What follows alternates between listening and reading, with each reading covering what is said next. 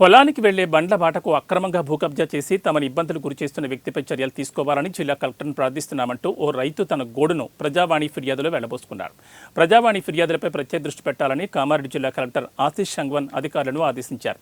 సమీకృత జిల్లా కార్యాలయాల సముదాయంలోని సమావేశ మందిరంలో నిర్వహించిన ప్రజావాణికి కలెక్టర్ పాల్గొని ప్రజల నుంచి ఫిర్యాదులు స్వీకరించారు. ప్రజలు చేసుకుంటున్న ఫిర్యాదులను పెండింగ్లో ఉంచొద్దని కోరారు. ప్రతి ఫిర్యాదును క్షేత్రస్థాయిలో పరిశీలించి పరిష్కరించాలని ఆదేశించారు.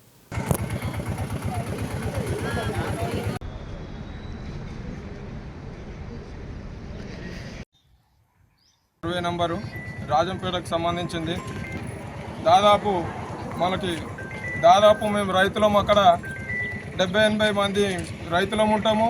120 నుంచి 150 ఎకరాల ల్యాండ్కి జూకంటి మోంటెడ్ అనే వ్యక్తి అక్కడ వెంచర్ చేసి అక్కడ దారిని మొత్తం తొవ్వని మొత్తం ప్యాక్ చేసేసి ఎవరిని కూడా అక్కడ రైతులకు పోనీయకుండా భయపంతులకి గురి చేస్తుండు. దీని మీద అధికారులు స్పందించాలని మేము రైతులందరం డిమాండ్ చేస్తున్నాం.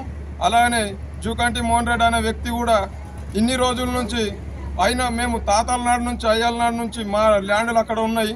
జూకంటి మోహన్ రెడ్డి అనే వ్యక్తి సంవత్సరం అయింది ఆయన వచ్చి వ్యవసాయం కోసము ఎరువులు తదితర సామాగ్రి తీసుకెళ్ళడానికి ఇబ్బందిగా ఉంది.